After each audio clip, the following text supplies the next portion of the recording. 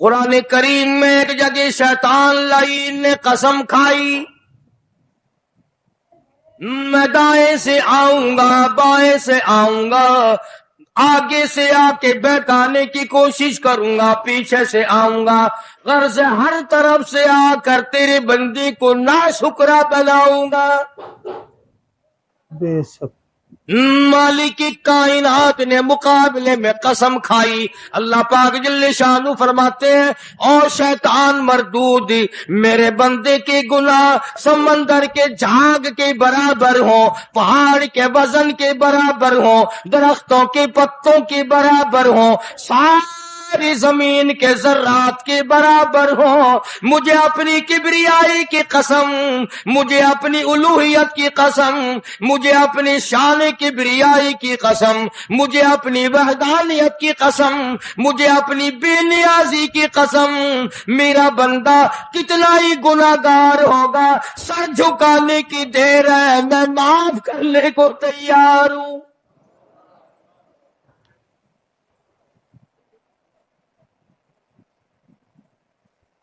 فرمایا 5 چیزیں جب کسی کو عطا ہو جائیں تو 5 چیزیں خود بخود اللہ پاک عطا فرما دیتے ہیں۔ 5 چیزیں جب کسی کو مل جائیں اللہ پاک جل شانہ رحیم کریم ذات 5 چیزیں خود بخود عطا فرماتے ہیں۔ توجہ کریں، فرمایا جب میرا بندہ شکر کرتا ہے، میرا بندہ شکر کرتا ہے، میرے انعام کا شکر کرتا ہے، قدر کرتا ہے، فرمایا میں اس نعمت میں اضافہ کرتا چلا جاتا ہوں۔ فرمایا لئن شکرتم لازیدنکم، اور میرے بندو اگر شکر ادا کرو گے، میرے انعام کی قدر کرو گے، آنکھ کا شکریہ ادا کیا کر، قرآن دیکھا کر، کان کا شکریہ ادا کیا کر، قرآن کریم سنا کر، زبان کا شکریہ ادا کیا کر، قرآن کریم کی تلاوت کیا کر، درود پاک نبی کریم صلی اللہ علیہ وسلم کی ذات پہ پڑھا کر، پاؤں کا شکرانہ ادا کیا کر، مسجد کی طرف چل کے جایا کر، ہاتھوں کا شکرانہ ادا کیا کر، اس سے قرآن کریم کی ورق گردانی کیا کر، اس سے قرآن کریم کی اور آنکھ کو کھولا کر۔ جب یہ چیزیں عطا ہو جائیں، فرمایا پہلی چیز یہ ہے جب بندے کو شکر مل جاتا ہے اور جب شکر کرتا ہے، میرے انعام کی قدر کرتا ہے، میں اس میں اور اضافہ کر دیتا ہوں۔ اب بندے کی عادت یہ ہے کہ اللہ پاک نے اگر اس کو 100 روپے عطا فرمائے، بندے کی یہ عادت ہے کہ اللہ پاک نے اگر اس کو 100 روپے عطا فرمائے، اب وہ 2.5 دیتا ہوا رو رہا ہے کہ اے اللہ مجھے یہ 97.5 کیوں دیے، مجھے نہ دیتا تو اچھا تھا، یہ ناشکری ہوئی۔ فرمایا لئن شکرتم لازیدنکم، اگر تم میرا شکر ادا کرو گے میں انعام میں زیادتی کروں گا، وَلَئِن كَفَرْتُمْ، اگر تم ناشکری کرو گے إِنَّ عَذَابِي لَشَدِيدٌ، اگر ناشکری کرو گے نعمت بھی چھین لوں گا، عذاب میں بھی مبتلا کروں گا۔ ایمان کتنی بڑی نعمت ہے، اسلام کتنی بڑی نعمت ہے، قرآن کتنی بڑی نعمت ہے، اور لوگوں مالک کائنات کی قسم ہے، 2 جہان کے تخت و تاج، 2 جہان کی بادشاہت، ساری دنیا کے یاقوت ہیرے جواہرات، ساری دنیا کے سونے چاندی ایک طرف، مالک کائنات کے قرآن کریم کی ایک آیت ایک طرف۔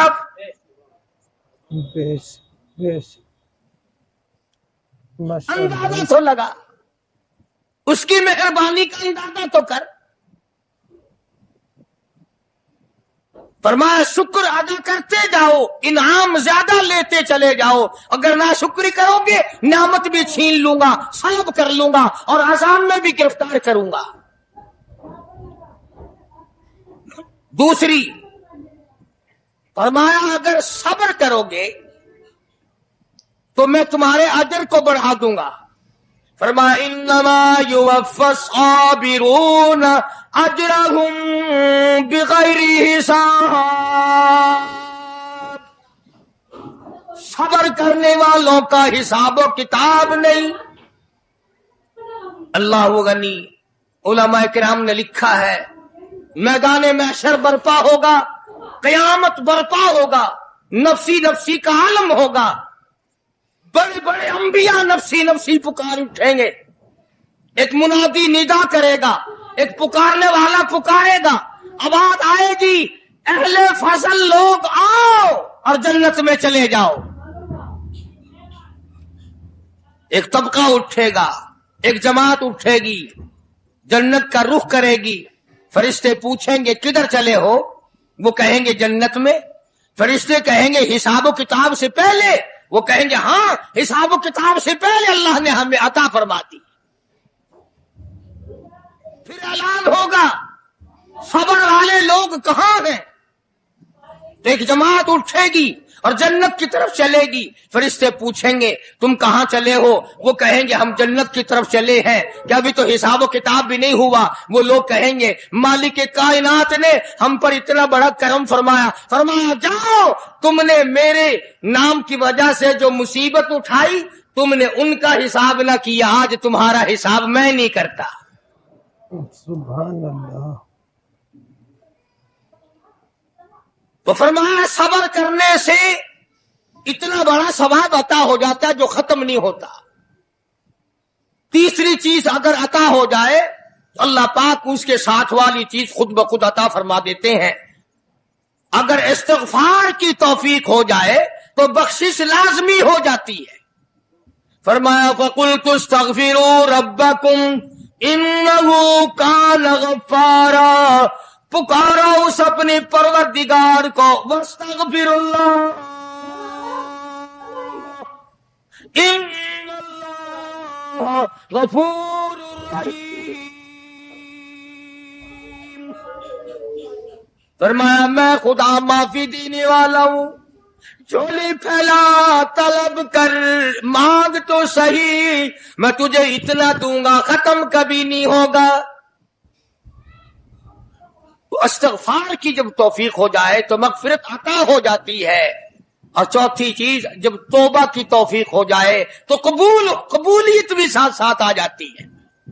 فرمایا وَهُوَ الَّذِي يَقْبَلُ التَّوْبَةَ وَيَعْفُو عَنِ السَّيِّئَاتِ، وَهُوَ الَّذِي يَقْبَلُ التَّوْبَةَ عَنْ عِبَادِهِ، میں اپنے بندوں سے برائیوں کو مٹا دیتا ہوں جب ان کو توبہ کی توفیق دیتا ہوں، ان کے گناہوں کو بدل کر نیکیاں بنا دیتا۔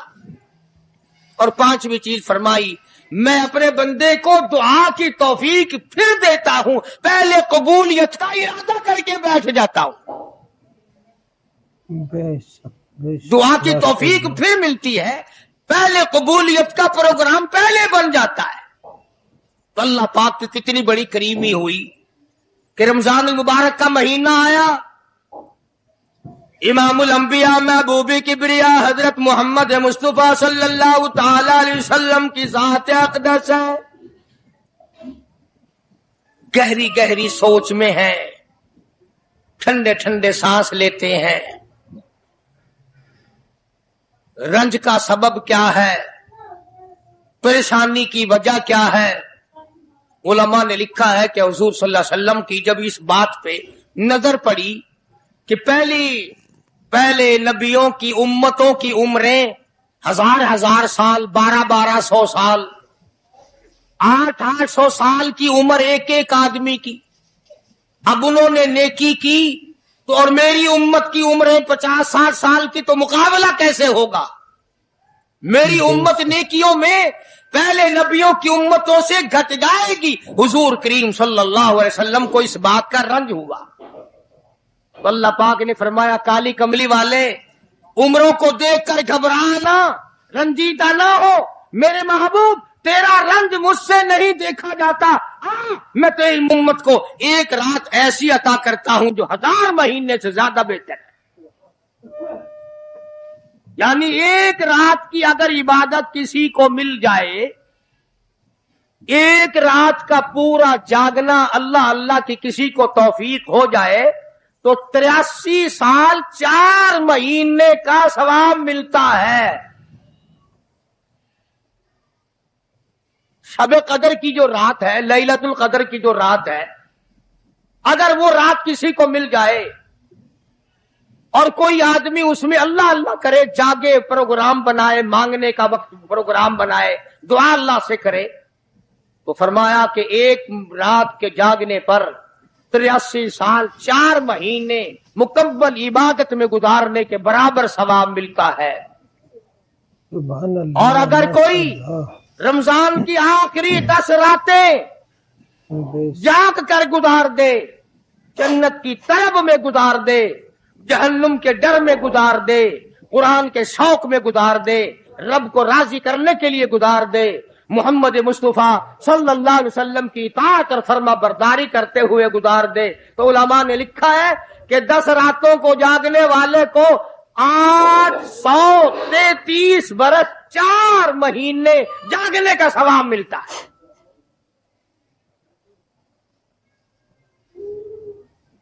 مگر دوستو یہ ساری باتیں یقین کی ہیں۔ اب تم یہ سمجھ رہے ہوں گے کہ بغیر دیکھے ہوئے جہان کی کہانیاں کہہ رہا ہے، نہ جنت دیکھی، نہ دوزخ دیکھا، نہ موت کا ذائقہ چکھا، نہ قبر کا اندھیرا دیکھا۔ اور لوگوں، امام الانبیاء محبوب کبریا حضرت محمد مصطفیٰ صلی اللہ تعالی علیہ وسلم کی زبان پہ یقین کر، نبی کی بات پہ یقین کر، نبی کے فرمان پہ یقین کر، اللہ کے قرآن پہ یقین کر، اللہ کے کلام پہ یقین کر۔ خدا کی قسم تیری آنکھوں کی دیکھی بات غلط ہو سکتی ہے، کالی کملی والے کا فرمان غلط نہیں ہو سکتا۔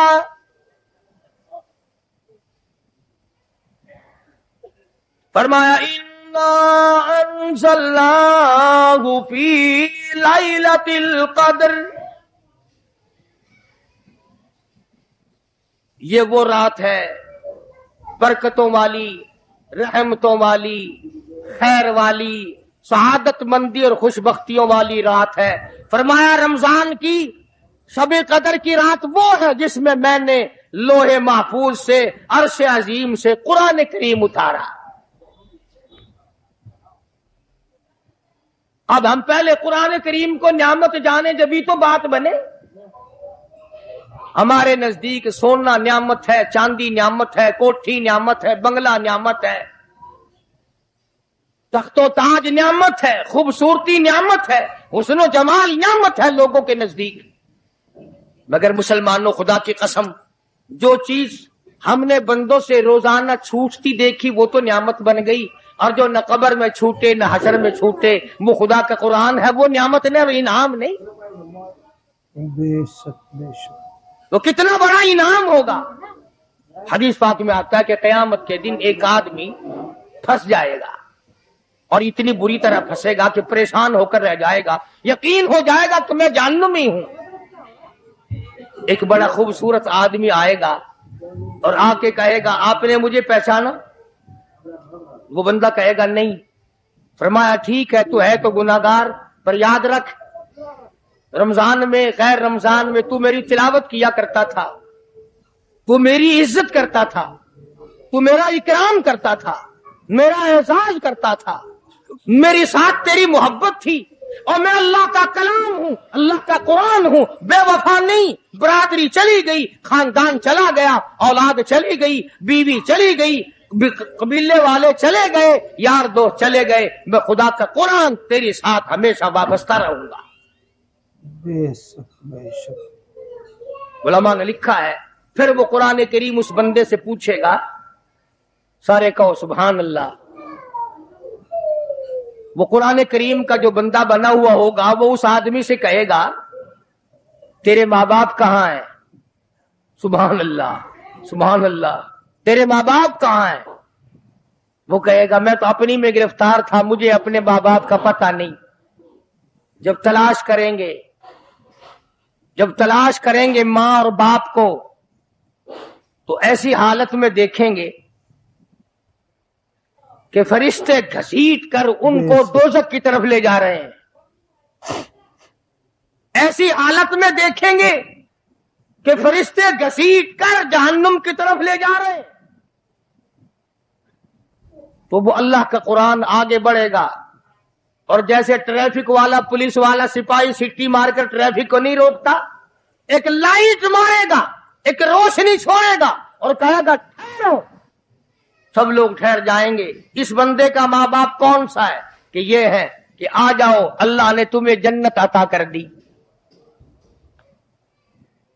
وہ بندے کہیں گے, ماں اور باپ کہیں گے ہمارے عمل تو لے تو نیکیاں کم, گناہ زیادہ, گناہوں کے دفتر نکلے.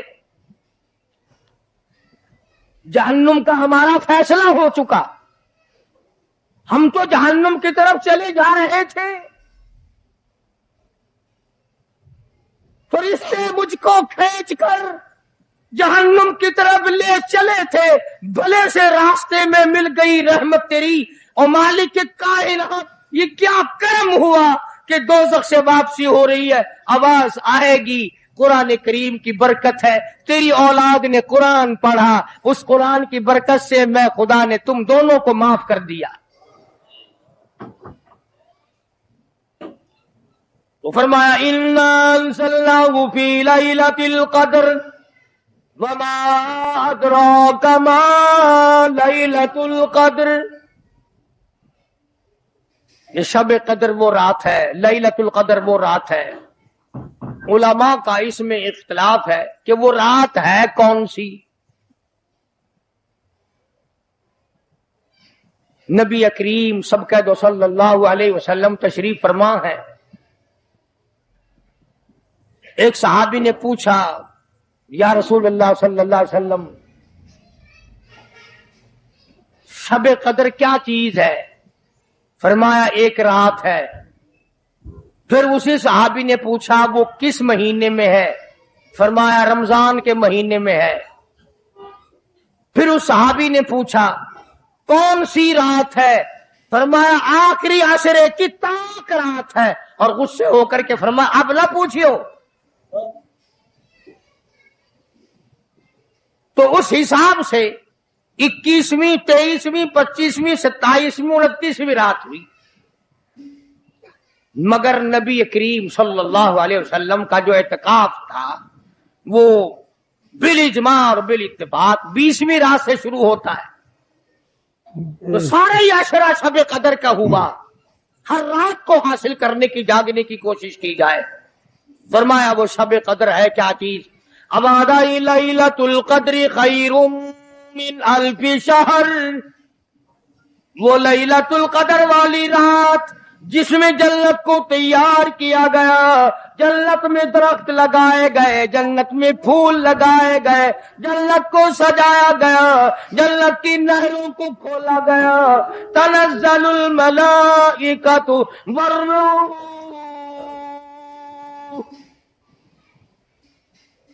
فرشتے آسمان سے اترتے ہیں. جبریل امین سب سے جھنڈا ساتھ لے کر تشریف لاتے ہیں اور بیت اللہ پہ نصب کر دیتے ہیں اور ساری امت کے لیے اعلان کرتے ہیں, اور فرشتوں پھیل جاؤ, ساری دنیا میں چلے جاؤ, گھروں میں چلے جاؤ, کشتیوں میں چلے جاؤ, علاقوں میں چلے جاؤ, لوگوں میں چلے جاؤ, جہاں بھی کوئی اللہ کو یاد کر رہا ہو, قرآن کی تلاوت کر رہا ہو, درود شریف پڑھ رہا ہو, استغفار کر رہا ہو, دعا کر رہا ہو, فرشتوں جاؤ ان کی دعاؤں پہ آمین کہو اور ان بندوں سے مصافحہ کرو. اتنا بڑا انعام اور اتنی بڑی رات. بعض علماء نے یہ لکھا ہے, توجہ کریں, کہ نبی کریم صلی اللہ علیہ وسلم کے سامنے بنی اسرائیل کے 4 نبیوں کا ذکر آیا. حضرت زکریا علیہ السلام, حضرت ایوب علیہ السلام, حضرت حزقیل علیہ السلام, حضرت یوشع علیہ السلام. ان 4 نبیوں کا ذکر خیر ہوا اور یہ ذکر کیا گیا کہ ان نبیوں نے 80 سال اس طرح عبادت کی کہ آنکھ کے پلک جھپکنے کے برابر بھی غفلت نہ کی۔ ایوب علیہ السلام نے، زکریا علیہ السلام نے، حضرت حزقیل علیہ السلام نے، یوسیٰ علیہ السلام نے اللہ کو اتنا یاد کیا، اس کی اتنی عبادت کی، اتنی مناجات کی، اتنی حمد و ثنا کی، اتنی ترانہ ریزی کی، اتنے سجدے کیے، اتنے اس کے سامنے سر جھکایا کہ 80 سال تک اتنا وقت بھی غفلت میں نہ گزارا جیسے کہ آنکھ کی پلک جھپکنے کا وقت لگتا ہے۔ اب بتاؤ ان کی برابری کون کرے؟ تو مدنی کریم صلی اللہ تعالی علیہ وسلم کی ذات اقدس کو اس پر رانجایا۔ انہوں نے اتنی عبادت کی، میری امت کے لوگ اگر عبادت بھی کریں پھر بھی عمریں تھوڑی ہیں، مقابلہ کیسے ہوگا؟ فرمایا میرے محبوب گھبرانا، ایک رات ایسی دوں گا 1000 مہینوں سے زیادہ افضل ہے۔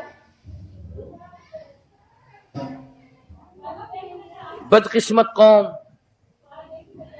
جماعت کی نماز بھی ادا نہیں کرتے، کوشش کر کے مغرب کی جماعت کی نماز ادا کرو، عشاء کی نماز جماعت کی ادا کرو، فجر کی نماز جماعت کی ادا کرو تاکہ رات جو ہے وہ عبادت میں لکھی جائے۔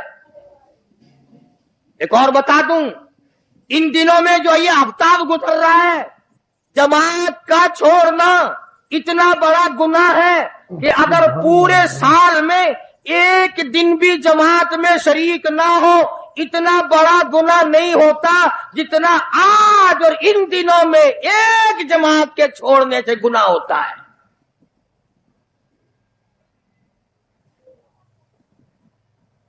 اور رحمت دو عالم صلی اللہ علیہ وسلم نے فرمایا کہ اس رات میں اللہ پاک اکثر اور بیشتر لوگوں کی مغفرت فرما دیتے ہیں، مگر 3 قسم کے 4 قسم کے آدمیوں کی نجات اب بھی نہیں ہوتی۔ مشرک کی نجات نہیں، دل میں کینہ رکھنے والے کی مغفرت نہیں، گھر میں تصویر شوقیہ رکھنے والے کی بخشش نہیں، گھر میں کتا اور خنزیر رکھنے والے کی بخشش نہیں، اور اس گھر میں رحمت کا فرشتہ داخل ہی نہیں ہوتا جس گھر میں بدماشی بدکاری کر کے کوئی مرد اور کوئی عورت بے غسلہ پڑا ہو۔ کس قدر اللہ تبارک و تعالیٰ کی پھٹکار ہے ان لوگوں پر جو محمد عربی صلی اللہ علیہ وسلم کی اطاعت و فرما برداری نہ کرے۔ اتنا بڑا انعام، اتنا بڑا اجر، اتنی بڑی اللہ کی نعمت اور مہربانی اور اس کی قدردانی نہیں۔ فرمایا اس رات میں ساری رات اللہ پاک کی طرف سے ندا آتی ہے، اور گناہگار آ میں تجھے معاف کر دوں، اور بیمار آ میں تجھے شفا عطا کروں، اور تنگ دستی آ سوال کر میں تیری تنگ دستی کو دور کر کے فراخی عطا کر دوں۔ بات ساری یقین قرآن اور ایمان کے بغیر ہم قبروں میں تباہ ہو جائیں گے۔ حدیث میں آتا ہے نماز قضا کرنے کی وجہ سے اللہ پاک کی طرف سے قبر میں عذاب ہوتا ہے، ایک سانپ اتنا زہریلا، اتنا زہر والا مسلط کر دیا جاتا ہے۔ حضور کریم صلی اللہ علیہ وسلم کی ذات اقدس نے فرمایا اتنا زہریلا سانپ ہے اگر دنیا میں پھنکار مار دے زمین پر قیامت تک سبز گھاس پیدا نہ ہو۔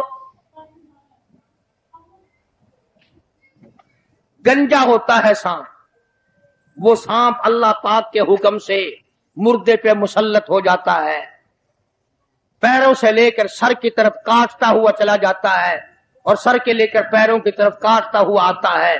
اور علماء نے لکھا ہے کہ اس کو زبان بھی اللہ نے دے رکھی ہے، وہ کہتا ہے فجر کی نماز قضا کرنے کی وجہ سے مجھے حکم ہے کہ میں تجھے ظہر کی نماز تک ماروں، اور ظہر کی نماز قضا کرنے کی وجہ سے عصر کی نماز تک ماروں، اور عصر کی نماز سے لے کر کے مجھے حکم ہے کہ تو نے عصر کی نماز قضا کی ہے اس کی وجہ سے مغرب تک ماروں، اور جب مغرب کی نماز تو نے قضا کی ہے اس کی وجہ سے عشاء تک ماروں، اور عشاء کی جو قضا کی ہے عشاء سے لے کر فجر تک ماروں، قیامت آ جائے میں تجھے مارتا ہی رہوں گا۔ تو عورتوں کو مردوں کو نماز کی نہایت پابندی کرنی چاہیے، اور شب قدر کی قدر کرو۔ حضرت عباس رضی اللہ تعالی عنہ کو مدنی کریم صلی اللہ علیہ وسلم نے فرمایا کہ اے عباس، میں تجھے ایک نماز ایسی بتاتا ہوں، یا ہر روز پڑھ لیا کر، یا تیسرے دن پڑھ لیا کر، یا ہفتے میں ایک دن پڑھ لیا کر، یا مہینے میں ایک دفعہ پڑھ لیا کر، یا سال میں ایک دفعہ پڑھ لیا کر، یا عمر میں ایک دفعہ پڑھ لیا کر، اللہ پاک تیرے سارے گناہ معاف کر دے گا۔ وہ ہے صلاۃ التسبیح کے نام سے نماز، صلاۃ التسبیح۔ سبحان اللہ، ماشاء اللہ، سبحان اللہ والحمد للہ ولا الہ الا اللہ واللہ اکبر ولا حول ولا قوت الا باللہ العلی العظیم، اس طرح سے پڑھی جاتی ہے شمار کر کر کے۔ لوگ جانتے ہیں، عورتیں بھی جانتی ہیں، جس کو پتہ نہ ہو بعد میں مجھ سے پوچھ لینا۔ ہاں تمہیں یہ تو سب کو پتا ہے نا کہ اگر 10 کا نوٹ توڑاؤ تو ایک کے کتنے روپے آنے چاہیے، یہ سب کو معلوم ہے کہ 100 کا نوٹ اگر توڑائیں تو 10 کے کتنے آنے چاہیے، یہ سب کو پتا ہے کہ 5 کے نوٹ کے ایک کے کتنے آنے چاہیے، اور یہ کسی کو پتا نہیں کہ جب دم نکل رہا ہو تو منہ سے کیا کہنا چاہیے، یہ سب کو پتا ہے کہ کوٹھی، بنگلے، ایئر کنڈیشن، محلات ہونے چاہیے، اور یہ کسی کو پتا نہیں کہ قبر کی وحشت اور اندھیری کوٹھڑی میں روشنی کا انتظام بھی ہونا چاہیے۔ تو مالک کائنات نے اسی لیے یہ وقت عطا فرمایا اور یہ نعمت مرحمت فرمائی رمضان المبارک کی اور شب قدر کی، کہ ساری رات میں سارا دن میں کمائی کرو، اللہ اللہ کرو، استغفار کرو۔ فرمایا آسمان سے فرشتے اترتے ہیں اور ہر گھر میں پھیل جاتے ہیں، کتنی بڑی بات ہے۔ جبریل کہتا ہے جاؤ اللہ اللہ کرنے والوں سے مصافحہ کر کے آؤ، فرشتے مصافحہ کرتے ہیں۔ اور جب رمضان المبارک کی آخری رات آتی ہے اس کو لیلۃ الجائزہ کے نام سے کہا جاتا ہے، ساری مخلوق کے اللہ پاک مغفرت فرما دیتے ہیں، ساری امت کی بخشش اور نجات کا ذریعہ بنا دیتے ہیں۔ تو فرمایا تنزل الملائکۃ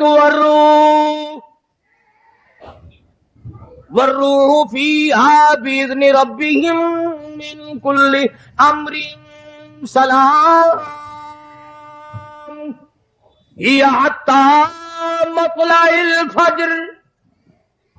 ساری رات سلامتی والی ہے، ساری رات نعمتوں والی ہے، رحمتوں بھری رات ہے، کرم بھری رات ہے، بھاگاں والی رات ہے، رحمتوں والی رات ہے، اس لیے سلام۔ ہر شر سے امن ہے، سلامتی ہے، ہر فساد سے امن ہے، سلامتی ہے، ہر تکلیف سے امن ہے، سلامتی ہے۔ صحابہ کہتے ہیں کہ جب رمضان المبارک کا اخیر آیا کرتا تھا صحابہ چیخیں مار مار کے رویا کرتے تھے، الہی پھر رمضان نہ جانے کس کو آئے گا اور کس کو نہیں۔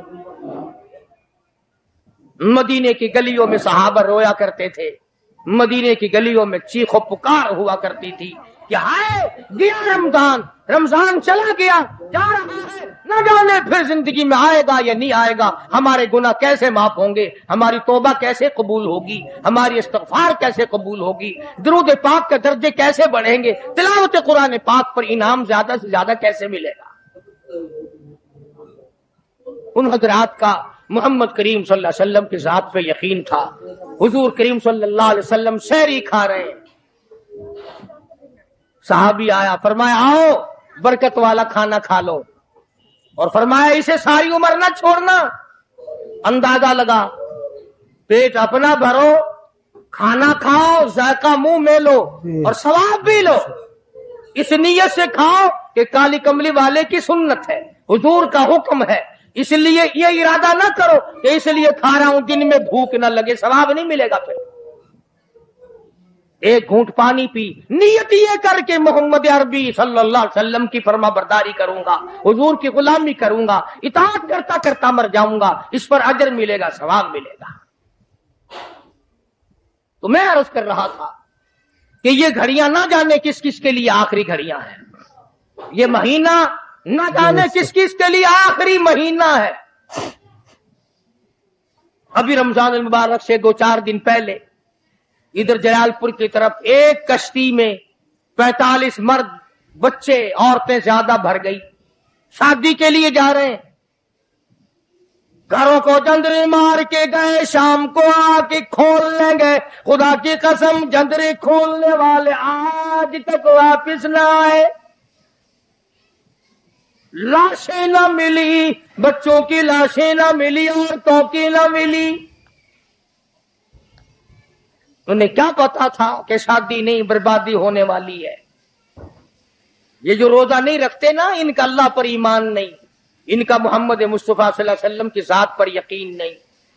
اگر یقین ہو یہ اس طرح کھاتے پیتے پھرے، رمضان کا روزہ جھوٹ بولے، رمضان کا روزہ کوئی مسلمان کا بیٹا رشوت وصول کر لے، ہرگز ایسا نہیں ہو سکتا۔ رمضان کا مہینہ اور کم تولتا رہے، رمضان المبارک کا مہینہ اور کم ناپتا رہے، رمضان المبارک کا جنتی مہینہ اور دھوکہ دے فریب کرے۔ یہ تو جنتی مہینہ ہے، جنت مناؤ، دوزخ اللہ پاک نے بند کر دی، اپنے اوپر جہنم کو حرام کرنے کی کوشش کرو۔ ارے بند ہو گئی تو اسے بند ہی رہنے دو۔ اگر لوگ کہتے ہیں کہ جی دیہڑیاں نہیں لگتی، پھر بچوں کو کہاں سے کھلائیں؟ اس کا مطلب تو یہ ہوا کہ بچوں کا خدا تو ہوا نا، بچوں کو پالنے والا تو ہے، ان بچوں کا پیٹ بھرنے والا تو کب سے بن گیا؟ خدا کا قرآن سن، فرمایا بلا تقتلوا اولادکم خشیۃ املاق نحن نرزقکم وإیاہم۔ اپنی اولاد کو قتل نہ کیا کرو، اپنی اولاد کو دیکھ کر تنگ نہ ہوا کرو، ان کا کپڑا کہاں سے لاؤں، ان کے لیے روٹی کہاں سے لاؤں، ان کا خرچہ پورا کیسے کروں؟ اللہ پاک فرماتے ہیں مجھے اپنی کبریائی کی قسم، ان کو تجھے بھی روزی ان معصوم بچوں کے صدقے میں مل رہی ہے۔ نحن نرزقکم وإیاہم، تیرا عمل، تیری کرتوت، تیری بدعمالی، تیری روح سیاہی اس قابل کہاں ہے کہ تجھے پانی کا گھونٹ دیا جائے، تجھے روٹی کا ٹکڑا دیا جائے۔ فرمایا مجھے اپنے مالک کائنات ہونے کی قسم ہے، مجھے اپنی بے نیازی کی قسم ہے، مجھے اپنی خدائی کی قسم ہے، یہ چھوٹے چھوٹے بچے، یہ بے گناہ، یہ معصوم جو تیرے گھر میں رہتے ہیں، ارے ان کی وجہ سے تجھے روٹی مل رہی ہے، ورنہ تجھے تو میں مٹی چٹانے کو بھی تیار نہیں۔ تو پھر بندہ خدا کیسے بنا؟ پالنے والی ذات خدا کی ہے، بندہ نہیں ہے۔ چلو اگر یہ بھی سوچا کہ یار ایک مہینے کی آمدنی اگر نہ کی تو کمی ہو جائے گی، تمہیں کیا خبر، اگر ایک ذرا سا رگڑا لگ گیا بیماری کا تو ڈاکٹر تو سارے مہینے کے پیسے ایک چکر میں لے جائے گا۔ توبہ توبہ توبہ۔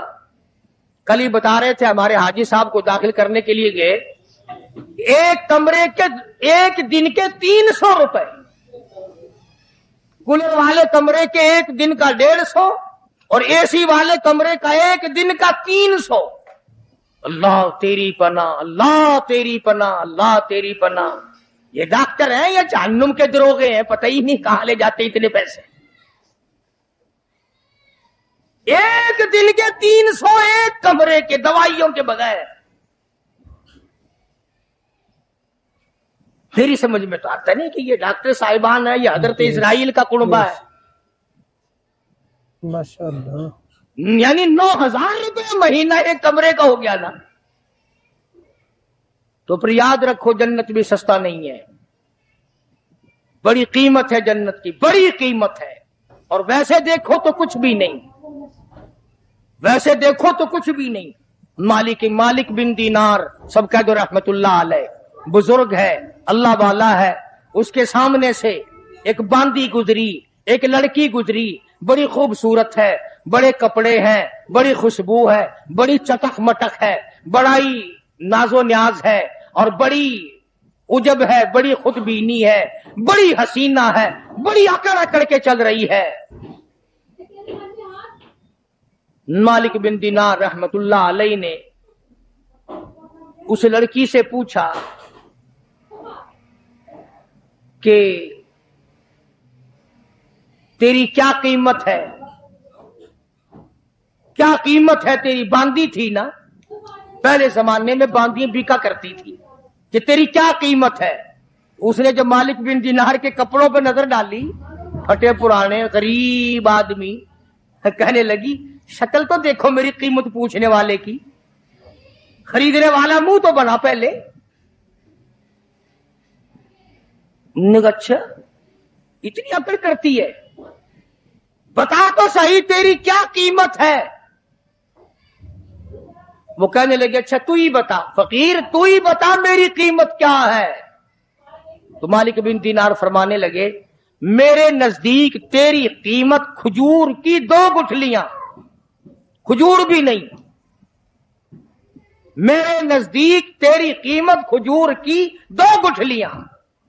تو بڑی ہنسی، انہوں نے کہا واہ واہ خوب قیمت لگائی میری، ذرا آؤ تو صحیح میرے مالک سے میری قیمت پوچھنا، جس کی وہ باندھی تھی۔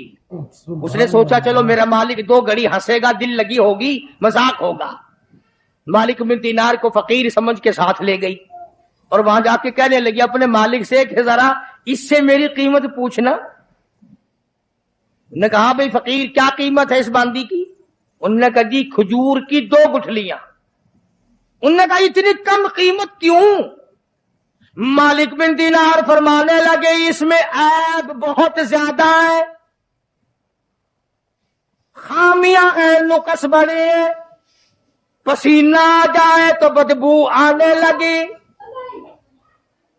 منجن مساگ نہ ملے تو دانت میلے ہو جائے، سرما نہ ڈالے تو آنکھیں اچھی نہ لگے، سر میں تیل نہ لگائے تو ڈین نظر آئے، کپڑے صاف نہ ہو تو چڑیل نظر آئے،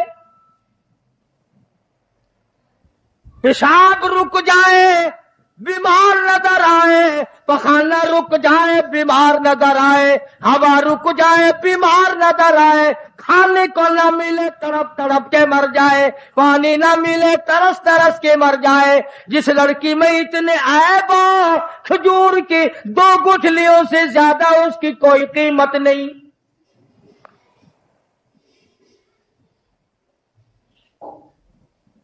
مالک بن دینار رحمت اللہ علیہ سے وہ کہنے لگا اس باندی کا جو مالک تھا، انہوں نے کہا پھر یہ تو ہر عورت میں عیب ہے، ہر عورت پخانہ بھی کرتی ہے، پیشاب بھی کرتی ہے، ہوا بھی خارج کرتی ہے، پسینہ بھی آتا ہے، تھوکتی بھی ہے، کھانے کو مانگتی ہے، پینے کو مانگتی ہے، پہننے کو بھی چاہیے، کوئی ایسی عورت بھی ہے جو یہ ساری چیزیں مانگے ہی نہ؟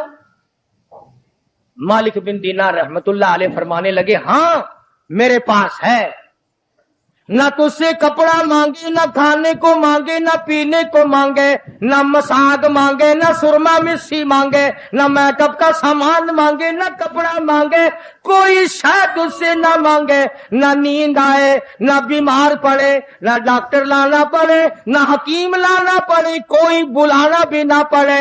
مالک بن دینار کہتے ہیں میرے پاس ایسی عورت ہے، نہ تیری موت آئے، نہ اس کی موت آئے، نہ جدائی کبھی بھی ہو۔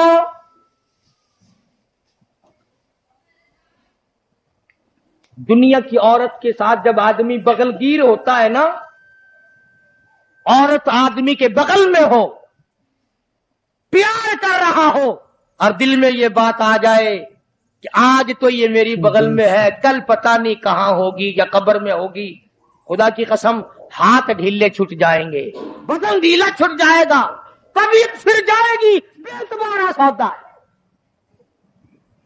تو اس باندی کے مالک نے मालिक बिन दीनार रहमतुल्लाह अलैह से पूछा कि उसकी कीमत बता फिर क्या है, जो औरत पसीना ना आए, न खाने को मांगे, न पीने को तलब करे, न लिबास लाना पड़े, न डॉक्टर हकीम की जरूरत पड़े, कोई चीज नहीं। तो मालिक बिन दीनार रहमतुल्लाह अलैह फरमाने लगे, और लोगों, उस औरत की कीमत, जन्नती हूर की कीमत, पिछली रात हो, रमजान का महीना हो, तहज्जुद का वक्त हो, 2 रकात नमाज उसकी कीमत है।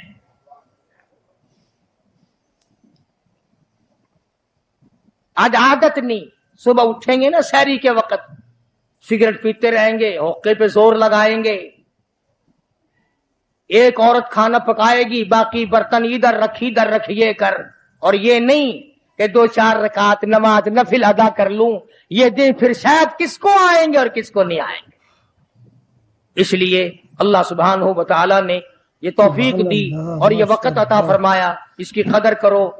रात को भी कदर से गुजारो, दिन को भी कदर से गुजारो, तौबा इस्तिग़फ़ार का एहतमाम बनाओ।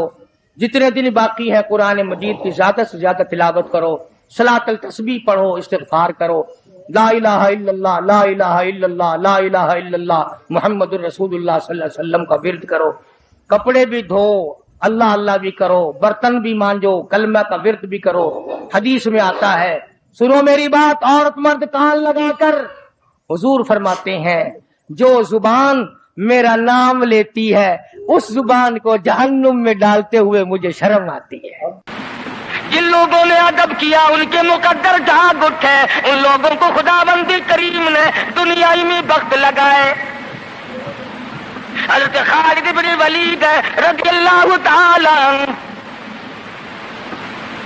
इत्तला दी गई, खबर मिली कि ईसाई सरदार, ईसाई बादशाह 1.5 लाख के करीब फौज लेकर मुसलमानों पर हमला करने के लिए आया है।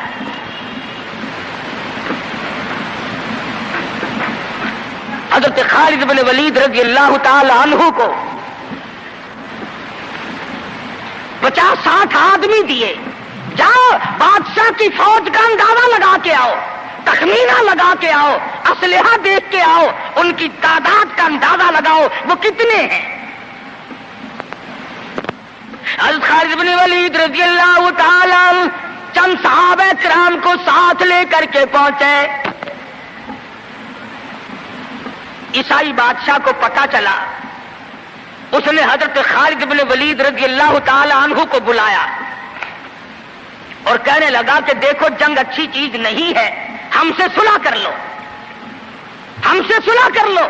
हज़रत खालिद फरमाने लगे, सुलह में देर क्या है, ला इलाहा इल्लल्लाह मुहम्मदुर रसूलुल्लाह सल्लल्लाहु अलैहि वसल्लम, कलमा पढ़, मुसलमान बन जा, मेरा भाई बन जा, जन्नत का हकदार बन जा, मेरे नबी का गुलाम बन जा, अल्लाह की तौहीद का मानने वाला बन जा, अभी तमाम बातों में सुलह हो जाएगी। वो कहने लगा, बड़ा जल्दी कलमा पड़ा है, जैसे मैं अकेला बैठा हूं, तूने मेरी फौज देखी है? 1.5-2 लाख फौज लेके आया हूं, खा जाएगी मेरी फौज तुम्हें। कलमे पढ़ा रहा है।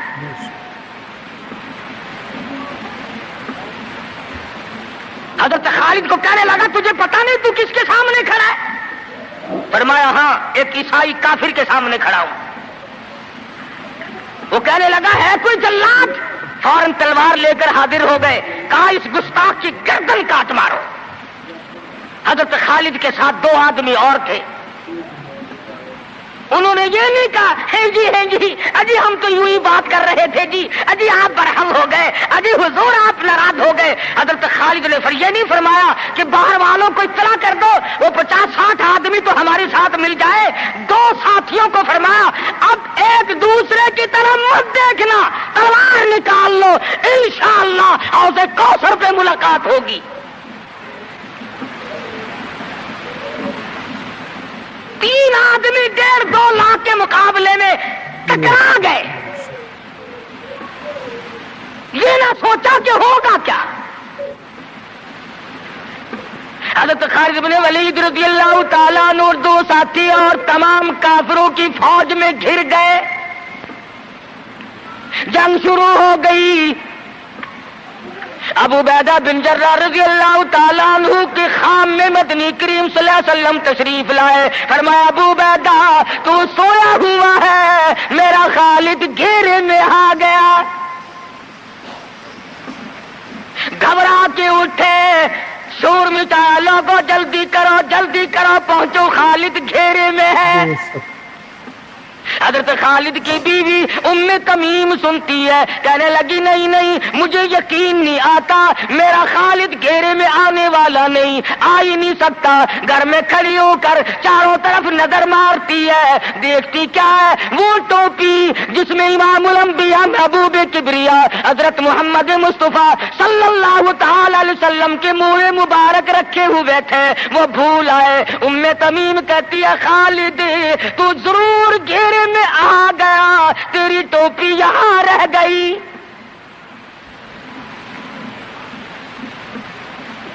ام تمیم نے ٹوپی لے کر کے شور نہیں مچایا, کپڑے نہیں پھاڑے, چہرہ نہیں نوچا, ابو عبیدہ کے پاس نہیں آئی, بغل میں ٹوپی دبائی, برقع اوڑھا, گھوڑے پہ سوار ہوئی, تلوار لے کر گھوڑے کو سر پٹ چھوڑ دیا.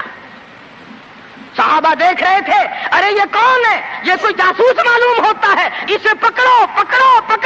صحابہ نے گھوڑے دوڑائے, گھیرے میں لے لیا, پوچھا برقع پوش تو کون ہے, کہنے لگی نہ چھیڑو, خالد کی بیوی ام تمیم ہوں. تو کہاں چلی ہے, کہنے لگی میرا خالد گھیرے میں آ گیا, ٹوپی گھر پہ بھول گیا, وہ پہنچانے چلی ہوں, ہمیں دے دے ہم پہنچا دیں گے, تو عورت ذات ہے. کہنے لگی خالد کی جو قدر میں جانوں تم نہیں جانتے, جان کے دوں گی مگر ٹوپی کسی کو نہ دوں گی.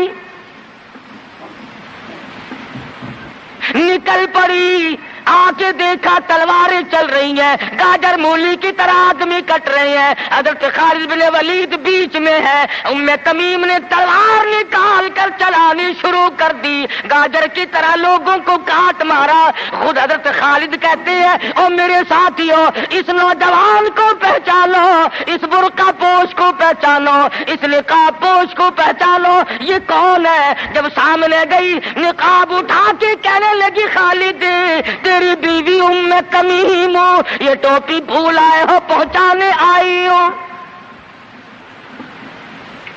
اور کراچی کے مسلمانوں, تم نے کبھی سوچا نہیں خالد کے سر پہ نبی کی ٹوپی نہیں, جس میں نبی کے بال رکھے ہوئے تھے, وہ گھیرے میں آ گئے.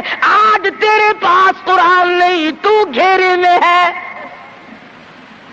وہ ٹوپی گھر پہ بھول آیا تھا, تو قرآن کو مسجد میں قید کر کے آیا, آج تو کفر کے لرزے میں پھنسا ہوا ہے, تو گھیرے میں ہے, تجھے کوئی نہیں نکال سکتا اللہ کے قرآن کے سوا. تم کتنی عسکری طاقت بڑھاؤ, تم تعداد بڑھا لو, تم چھوٹے بڑے زور لگاؤ, کتنی تم کوشش کرو, خدا کی قسم جب تک تم اللہ کا قرآن لے کر کے نہیں بیٹھتے اس وقت تک تمہارا گھیرا نہیں ٹوٹ سکتا. تم نے اللہ کے قرآن کو مسجد میں قید کر دیا.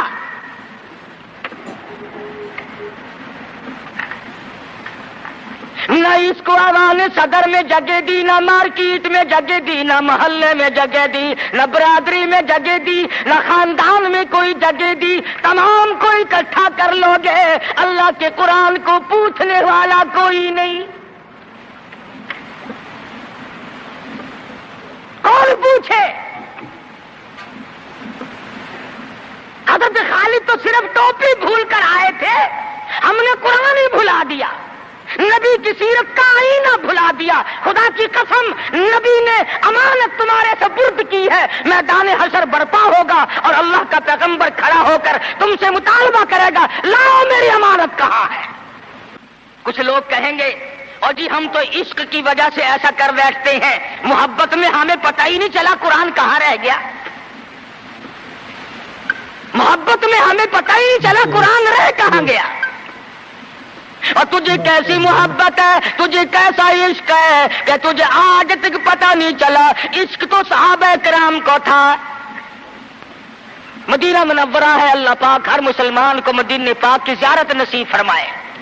خدا کی قسم، مدینے کی ہوا میں جو خوشبو ہے تمہاری، وہ کستوری میں نہیں ہو سکتی، وہ مشک میں نہیں ہو سکتی، وہ عنبر میں نہیں ہو سکتی، وہ زعفران میں نہیں ہو سکتی۔ ارے مدینے کی ہوا میں جو خوشبو ہے، جو گنبد خضرا سے ٹکرا کر آتی ہے، اس ہوا میں خوشبو بھی نرالی ہے۔